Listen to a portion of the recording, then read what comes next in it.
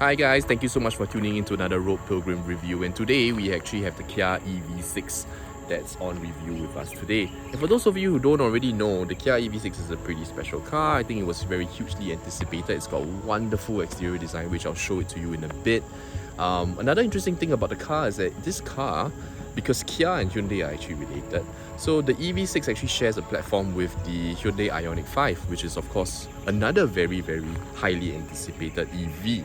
However, despite all its similarities in terms of its platform, the two cars are actually styled very differently. And in today's review, we're going to show you what the car looks like from the outside, we're going to take a look at the inside, and of course, we are going to go take it for a drive, and I'll tell you what I think. Let's go.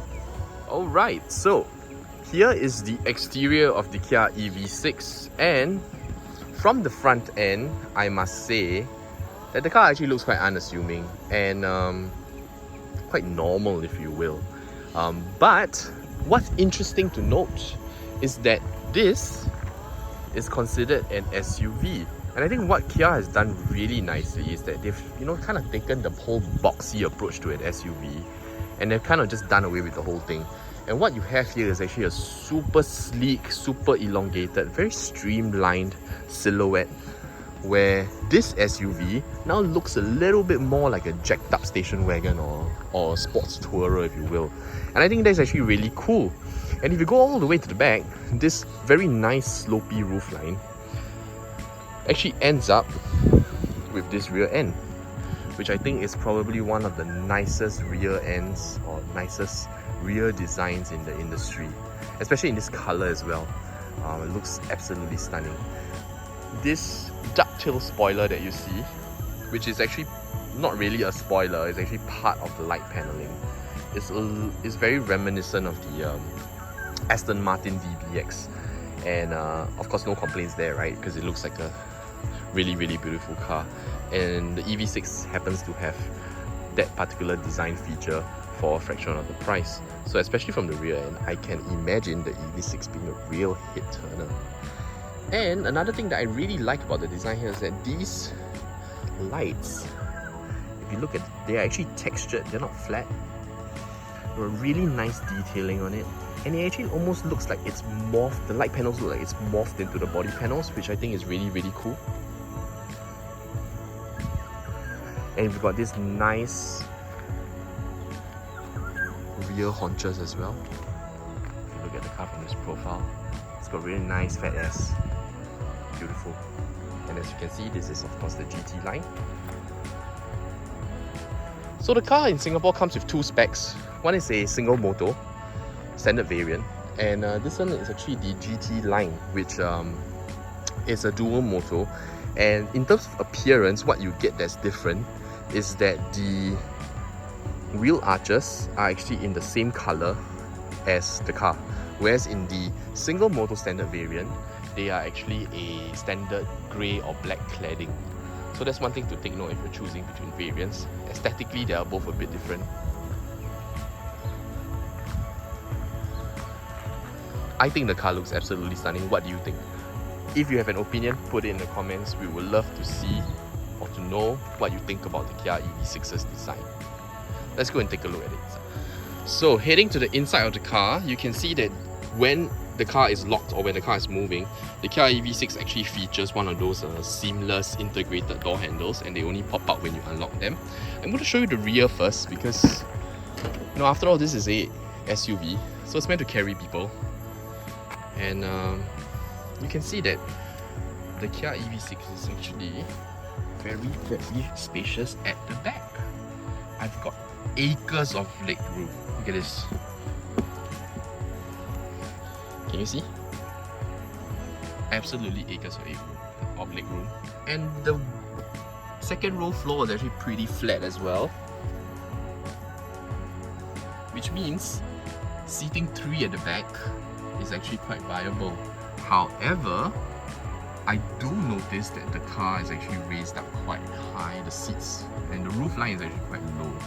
So I'm not sure if you can see this. I'll flip the camera here. But I don't actually have a huge amount of headroom. It's okay, my head isn't touching the top, but definitely this could be one of the compromises that you have to make do with if you are looking at carrying taller people at the back. You know, in exchange for that sleek roof, which I think is very pretty. Elsewhere, I also really like the fact that there are B-pillar aircons, which I think I first saw from Volvo cars. I think they were probably one of the first to create this. First that I could remember anyway. I could be wrong, but I love B-pillar air conditioning because they actually hit you at the right spot rather than, you know, in the center console where they kind of just always hit your knee. So that's always a little bit frustrating. So yeah, if you're carrying passengers at the back, this could be a really nice feature as well. This is how the dashboard looks like from the front. On the back, sorry. Alright, now I am actually going to jump into the front and I'm going to go through with you some of the features of the car. So as you can see, I have already set up in very nicely with all my filming equipment. Okay, so inside the dash, you will see some similarities with the other Kia models in the range. You've got the integrated display, and this is actually sort of a curved display actually. The infotainment unit, the touchscreen infotainment unit, is actually integrated together with the driver's instrument panel.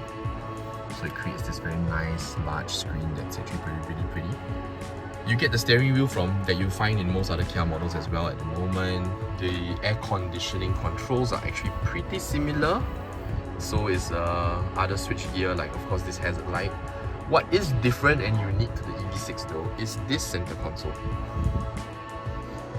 which has the appearance, it is a floating center console for those of you who are interested, and actually this is visually quite pleasing and I think it looks super futuristic. You've got sort of haptic controls for your ventilated seats at the top here. Are they on? Let me turn it on. Yeah, there we go. You've got your start stop button. This is how you start up the car. Of course, you have your rotary gear selector, which is of course quite popular with EVs nowadays. And then you've got a wireless charging pad here as well, which I think is very useful. Interestingly though, I don't think this car comes with wireless Carplay and Android Auto. At least that's what the spec sheet says, which is kind of interesting, right? Because for a car that has so much modern tech in it, I would kind of expect it to have wireless Carplay and wireless Android Auto. But of course, you can still connect it using the USB ports that are located at the bottom. I'm not sure if you can see, so sorry about that. But yeah, there are USB ports at the bottom for you to hook up your phone, and then you will be able to get CarPlay and Apple CarPlay, so to speak. Alright, in the infotainment unit, let's see how this goes. You actually toggle between the air conditioning controls and the infotainment unit using these buttons here.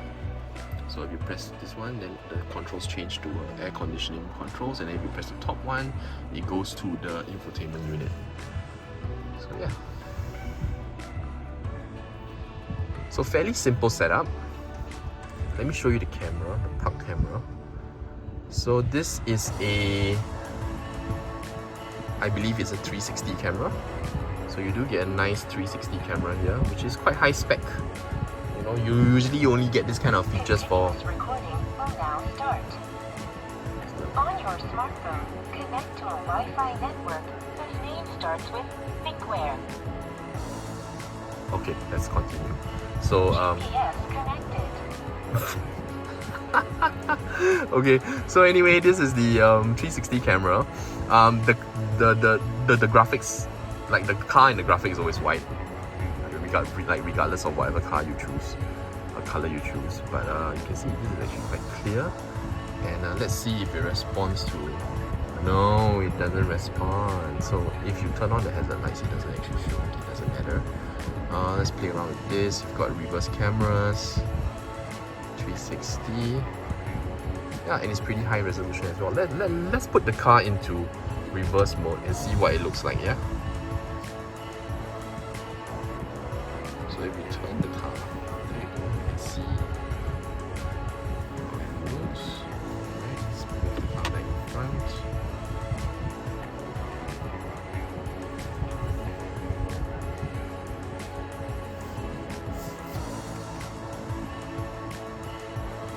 So in this car, this is the driver's instrument display.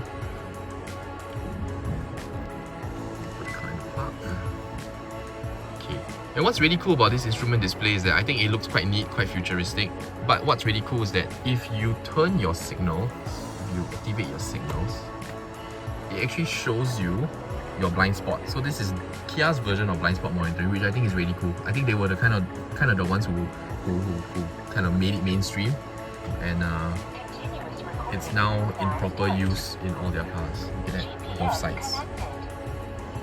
I think earlier versions of this. On your smartphone, connect to a Wi-Fi network whose name starts with thinkware. I think it's done. Alright. So in earlier versions of this was actually only available on the opposite side of the driver. So if it's a right-hand drive, the blind spot monitoring was only available on the left side, and if it's a left-hand drive, then the blind spot monitoring is only available on the right-hand side. But in this particular car, you get both, so that's really nice. You do get pedal shifters as well here, but as you know, in the EV, pedal shifters don't do the same things as they do in an internal combustion engine car. So this pedal shifter doesn't change gears, it actually changes the regen setup of the car.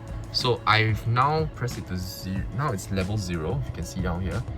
And if I tap this, okay, hold on, I think the car needs to be in drive first. Alright, so if I press this, yeah, so there you go, level 1, 2, 3, and max. So I believe in the I-pedal mode, this is probably a one pedal drive. Although I haven't tried it myself, but yes, I think this should be the one pedal drive. But you know, us being car journalists as usual, we are probably gonna drive this with level 0 because we don't typically enjoy the regeneration. Although hey, you know, if you are a regular consumer and and economy is one of the main concerns or priorities, then please by all means use the regenerative braking. It does definitely help your range. And with that, let's go drive the car and see how it feels.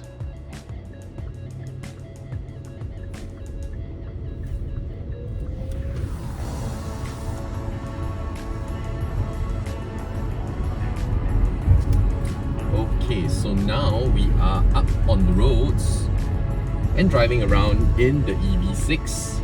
And as an electric vehicle, obviously this car is super quiet, super smooth, because obviously it's got no gears, right? And for those of you who are not accustomed to driving an electric vehicle, I actually strongly urge you to do so, because the driving sensations are actually completely different. Naturally, you don't get that organic feeling that you get from driving a petrol-powered or internal combustion engine. But the smoothness and the quietness is definitely something that could be very positive for your day-to-day commute. A lot of people say that electric cars are boring to drive, and to an extent, I can see why people say that. But there is also something that a lot of people don't talk about, which is the fact that EVs have actually an instant level of torque. So most EVs that you drive are actually super powerful off the line, and you really feel this sensation when you accelerate. It is instant, there is no turbo lag, there's no time required for the engine to spool up and deliver the power. Continuous recording. Okay, so getting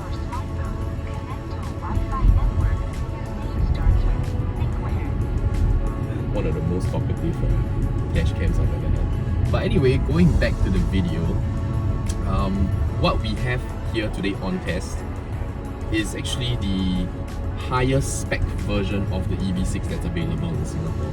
So internationally, there's actually quite a wide range of variants for the EV6. In Singapore, we actually get two variants, and this one that we're driving today is the GT line, which should not be confused with the higher spec GT, which is a sort of like a full-fat performance EV, and that's kind of like a version that is in a way track ready. This one sits one level down, so it's actually a GT line, so it has all the nice bits and pieces. It's got a dual motor, slightly longer range.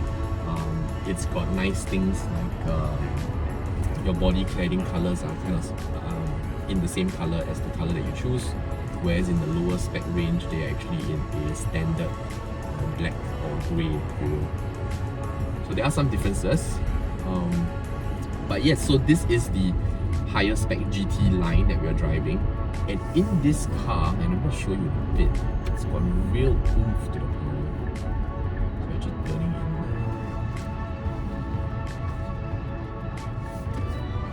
So we sort of let the car hit down to a 20 kilometers per hour and we stop it.